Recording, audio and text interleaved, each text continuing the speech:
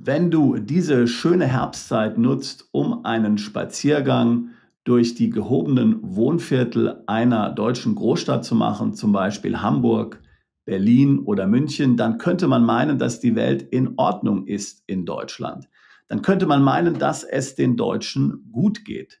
Schöne Villen, gepflegte Gärten, jeder hat einen Range Rover und einen Porsche vor der Garage stehen. Aber sagt das wirklich etwas über den Gesamtzustand des Landes aus und darüber, wie es den Durchschnittsdeutschen geht? Ich meine nicht. Ich meine sogar, dass man sagen kann, dass es in Deutschland nur den Reichen gut geht. Warum das so ist, das wollen wir uns einmal in diesem Video näher anschauen.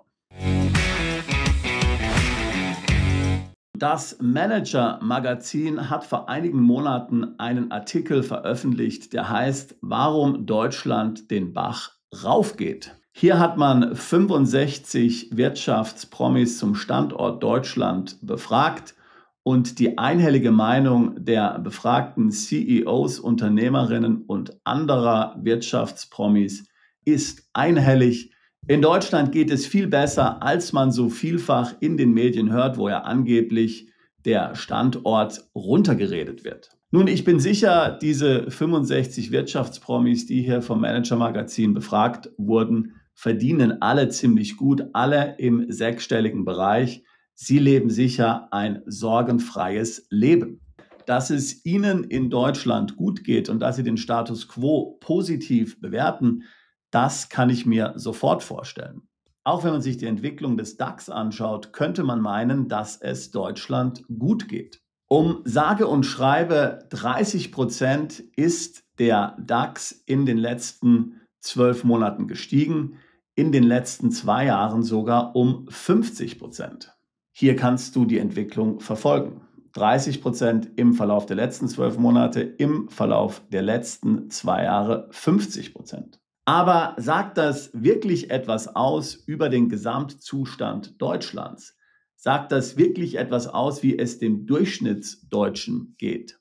Dem sogenannten deutschen Michel, wie man ihn ja vor einigen 100 Jahren gerne nannte. Nicht den Besserverdienern, nicht den Reichen, nicht den Erfolgreichen. Und hier, denke ich, zeichnet sich ein ganz anderes Bild ab. Der Internationale Währungsfonds veröffentlichte im September 2024 eine Liste der wohlhabendsten Länder der Welt und erschreckenderweise ist Deutschland hier nicht mehr in den Top 20 enthalten. Die Bild-Zeitung hat das dann gleich hier in einen schönen Artikel verpackt. Deutschland Schock, wir sind nicht mehr unter den Top 20 in diesem Ranking der reichsten Länder. Schauen wir uns einmal die 20 reichsten Länder an. Diese Liste basiert übrigens auf dem Bruttoinlandsprodukt pro Kopf aus dem Jahre 2023.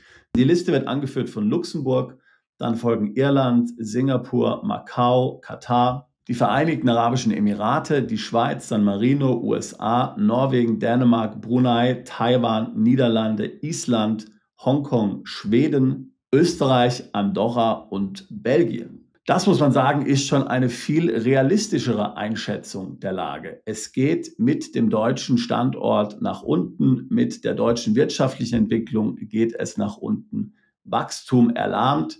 Tatsächlich bildet Deutschland das Schlusslicht hinsichtlich Wachstum der G7-Länder.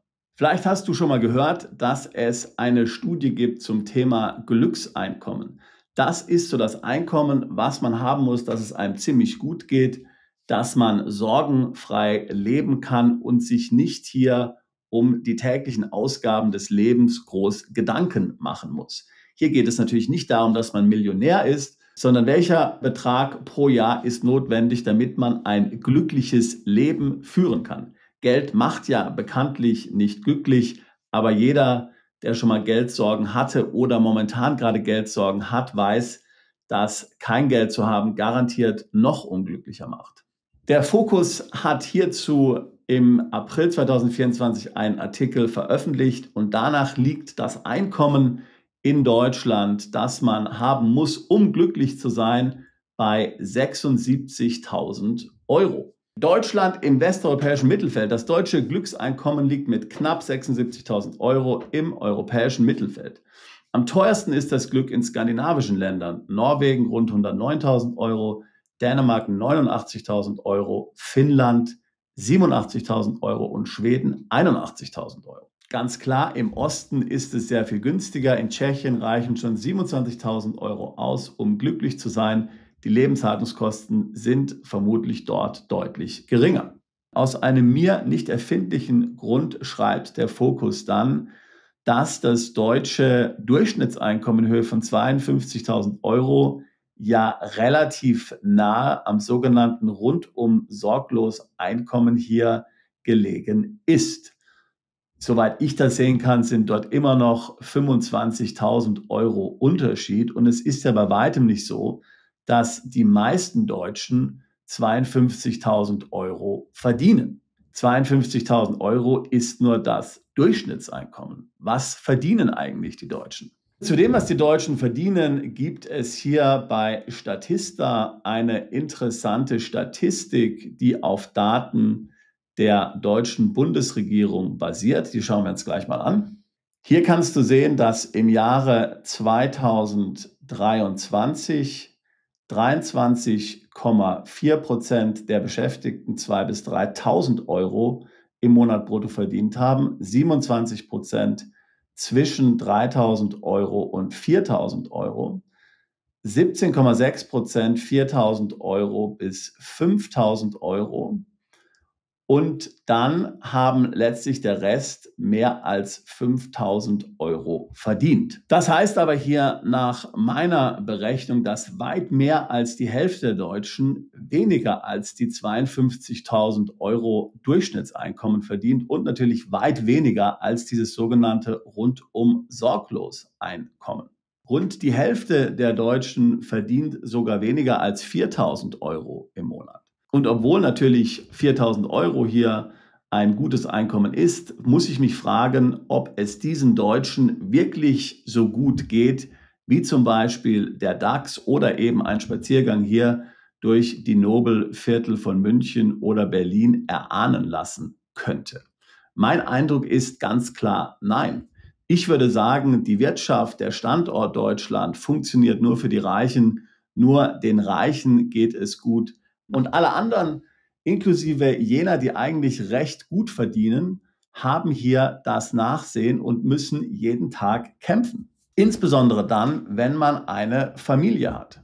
Die hohen Preise sind ja nach wie vor ein Riesenproblem. Nur weil die Inflation jetzt fällt, bedeutet das ja noch lange nicht, dass die Preise auch fallen. Die Preise bleiben so. Und gerade Familien mit Kindern haben dann mit diesem sehr hohen Preisniveau zu kämpfen und müssen buchstäblich jeden Euro umdrehen. Dieser Artikel zum Beispiel auf tagesschau.de beschreibt es ziemlich gut. Selbst beim Discounter kostet Hackfleisch 5 Euro. Die günstigste Butter 2,09 Euro. Obst und Gemüse sind inzwischen auf einem ganz anderen Preisniveau als noch vor ein paar Jahren. Ich wohne ja schon seit vielen Jahren nicht mehr in Deutschland, schon seit mehr als 20 Jahren. Aber ich muss sagen, ich komme regelmäßig nach Deutschland, um Familie und Freunde zu besuchen oder auch dort um geschäftliche Termine wahrzunehmen. Ich bin erstaunt, wie stark dort die Preise in den letzten Jahren gestiegen sind. Und ich frage mich, wie können sich das die Menschen leisten? Die Löhne und Gehälter sind ja lange nicht so stark angestiegen. Mir ist klar, hier gab es einige Hilfen während der Corona-Zeit und es gibt ja auch das Bürgergeld und solche Dinge. Aber tatsächlich ist mein Empfinden, dass die meisten Deutschen, also eine Mehrheit der Deutschen, hier wirklich jeden Tag zu kämpfen hat. Gerade mit der Teuerung. Dazu zählen natürlich auch Dinge wie die Mieten und sowas. Die Mieten steigen laufend.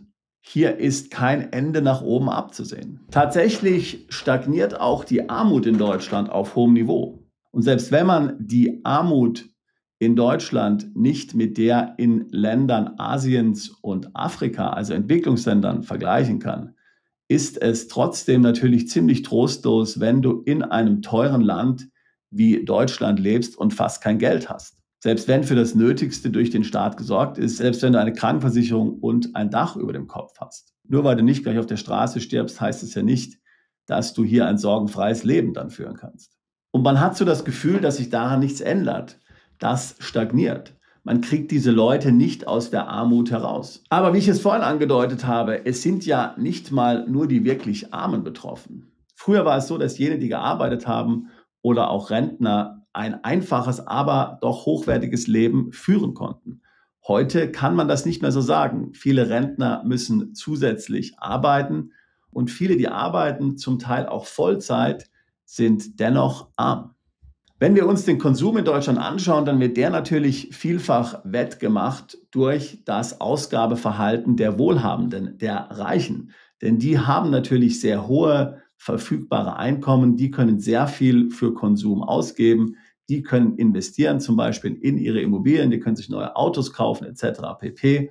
Und das täuscht ein bisschen darüber hinweg, wie es dem Rest der Bevölkerung geht. Dadurch, dass die Ungleichheit zwischen Arm und Reich immer weiter zunimmt, dadurch, dass die Reichen immer mehr Geld haben und immer mehr Geld ausgeben können, wirkt sich das natürlich hier auf die Wirtschaft positiv aus. Und das ist natürlich auch etwas Gutes, ganz klar. Das heißt aber nicht, dass hier alle Deutschen auf diesem Level konsumieren können. Und jene, die es doch tun, häufen vielfach Schulden auf. Jetzt kaufen, später bezahlen. Wir alle kennen diese Angebote.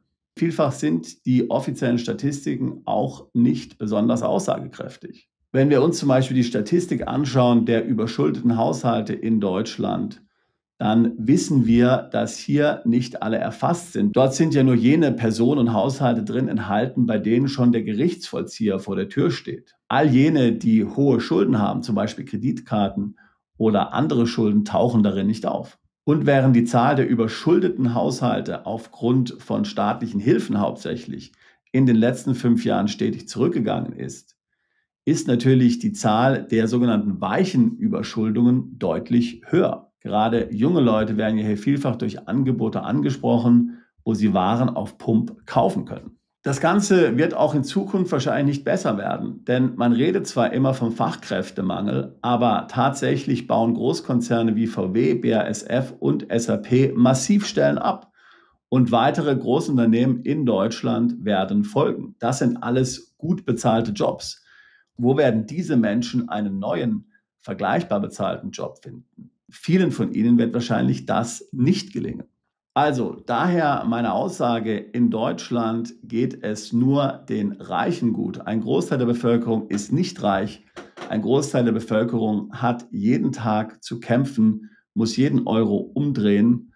Und die Situation vieler Deutscher ist ehrlich gesagt ziemlich trostlos. Was kannst du machen, wenn du in Deutschland lebst und es dir wirtschaftlich nicht besonders gut geht? Wenn du zu all jenen gehörst, zu der Mehrheit der Deutschen, die nicht reich sind und die wirklich hier mit der Situation des Landes, mit der Wirtschaft ihre Mühe haben und es schwer haben, auf einen grünen Zweig zu kommen. Nun, die Reichen werden dir nicht helfen. Die Politik wird dir auch nicht helfen, auch wenn du eine Partei wie die AfD oder Bündnis Sarah Wagenknecht wählst, wird dir das kurzfristig überhaupt nichts bringen. Langfristig, wer weiß, aber auch BSW und AfD können kein Geld herzaubern. Und selbst wenn jetzt hier große Umverteilungskampagnen beginnen würden, wo man den Reichen nimmt und den nicht so Reichen gibt, kannst du davon ausgehen, dass es Jahre geht. Willst du wirklich so lange warten? Ich denke, du musst hier auf deine Eigeninitiative zurückgreifen. Du musst hier selbst Ressourcen für dich entwickeln, wie du hier finanziell vorankommen kannst. Wie kannst du möglicherweise einen besseren Job bekommen? Wie kannst du zusätzlich vielleicht Geld verdienen? Ich rede sehr oft mit Mandanten, die nicht reich sind oder die mittlerweile reich sind, es aber früher nicht waren und ganz klein angefangen haben. Einfach angetrieben durch den schieren Willen, dass sie sich selbst hier am eigenen Schopf aus der eigenen Misere herausziehen wollen. Das geht. Es fordert viel Disziplin, aber es geht. Du kannst auch mit sehr wenig ein kleines Unternehmen gründen und hier etwas aufbauen für dich, vielleicht im Dienstleistungsbereich. Du könntest zum Beispiel Trading lernen. Du kannst natürlich auch dich weiterbilden und so versuchen, einen besseren Job zu bekommen oder eine Beförderung. Das alles ist nicht einfach, das ist mir klar, aber du musst verstehen, dass letztlich die Verantwortung bei dir liegt. Es hilft dir kein anderer, leider. Und so ungerecht die Situation auch ist in Deutschland, in anderen Ländern ist es natürlich ähnlich. Sicherlich kann es auch irgendwann helfen für dich, in ein anderes Land auszuwandern. Wir haben ja vorhin kurz über osteuropäische Länder gesprochen und wie gering im Vergleich zu Deutschland da das rundum sorglos Einkommen zum Beispiel ist. Natürlich verdient man in einem Job in der Tschechischen Republik auch ziemlich wenig, ist ja klar. Aber wenn du zum Beispiel eine Möglichkeit findest, als Freiberufler oder Einzelunternehmer in der Tschechischen Republik tätig zu sein und deutsche Kunden zu bedienen, dann hast du das Beste aus zwei Welten. Oder du kannst im deutschen Grenzgebiet zur Schweiz wohnen und jeden Tag zur Arbeit in die Schweiz fahren, wo die Löhne deutlich höher sind. Hier solltest du etwas Zeit investieren und dich mit deinen Optionen auseinandersetzen. Wichtig ist, dass du nicht aufgibst und wichtig ist für dich, dass du nicht auf andere falsche Hoffnungen setzt, wie zum Beispiel politische Parteien. Du bist der Einzige, der dein Schicksal hier entscheidend positiv beeinflussen kann. Ich wünsche dir viel Glück dabei und viel Erfolg. Bist du Unternehmer, Freiberufler oder Investor? Zieht es dich schon lange ins Ausland? Mach heute den ersten konkreten Schritt in eine Zukunft mit mehr Geld und mehr Freiheit. Buche ein Beratungsgespräch mit Sebastian und seinen Kollegen.